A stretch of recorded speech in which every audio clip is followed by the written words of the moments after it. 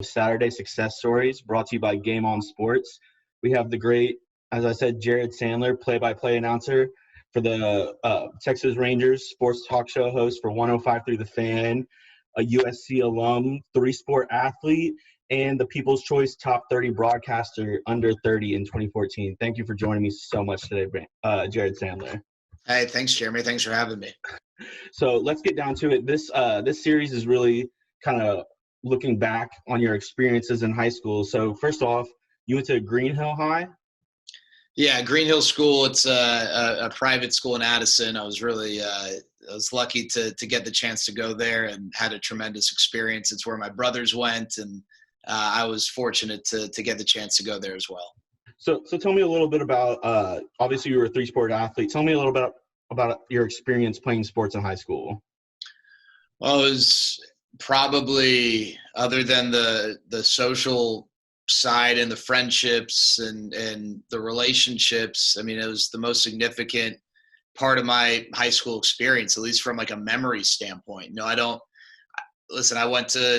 took school seriously. I did well in school, but I don't know the last time I sat down with buddies and was like, man, you remember that cool test in science in 10th grade? But we still will talk about memories and highlights and bloopers and things that happen in the various sports. And I just think that, for me, it was sports. For other people, it might be the arts. I was not gifted in that part of school, but I think the extracurricular side of school was so significant. And for me, it was football, basketball, and baseball. And some of my best memories and best relationships were formed during those or through those activities.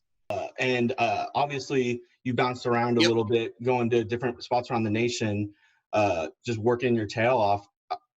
Has there been any experience that you've kind of looked back to your days playing sports, kind of any rough patches that you've had back then that kind of have helped you along the way now?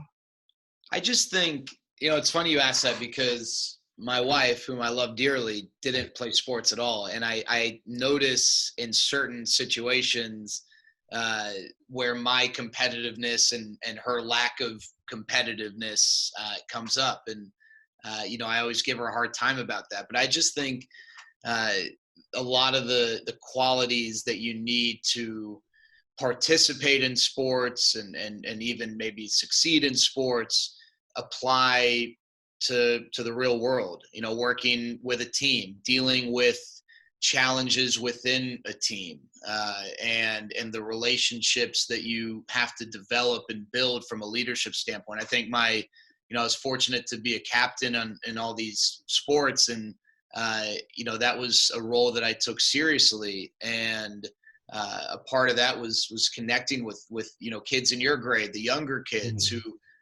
are freshmen, and figuring out the right way of giving them a hard time because they're freshmen, but also making sure they know that they're a part of the family and they're a part of the team. And this guy and that guy,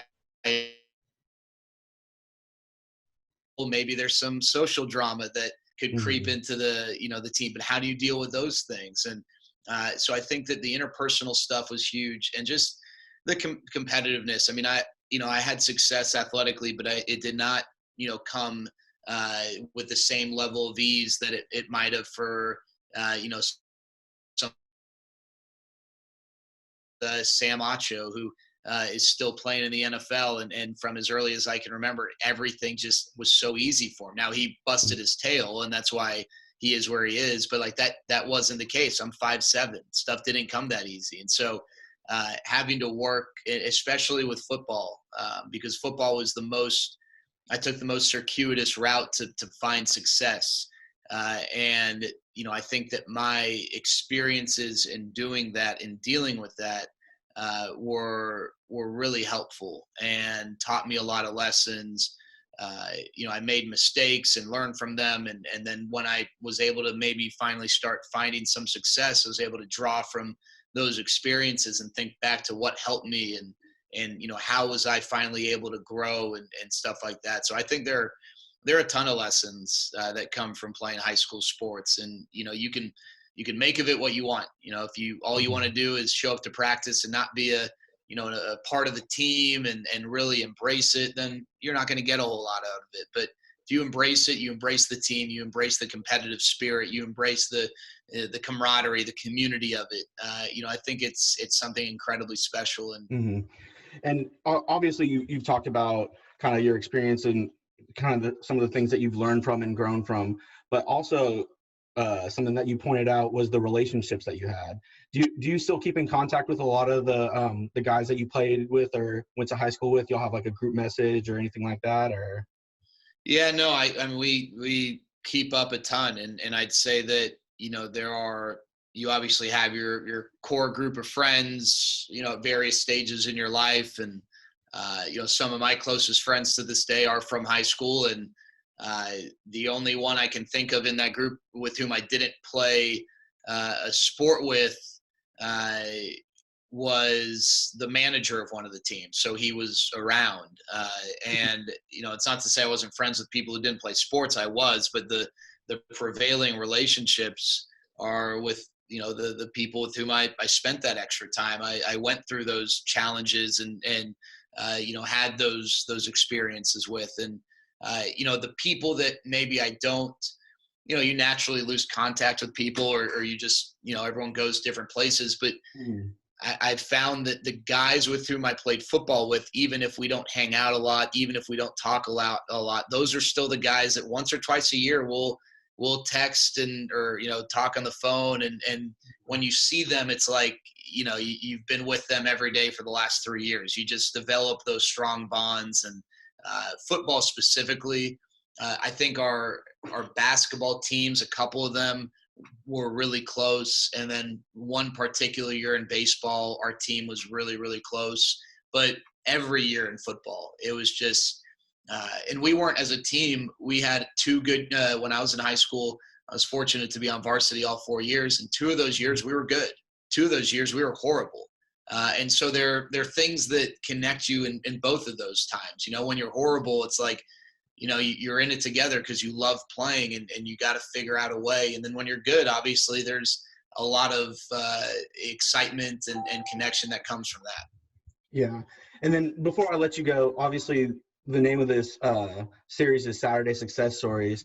Obviously you're successful. You're broadcasting for the Rangers. You can hear them on 105 through the Fan.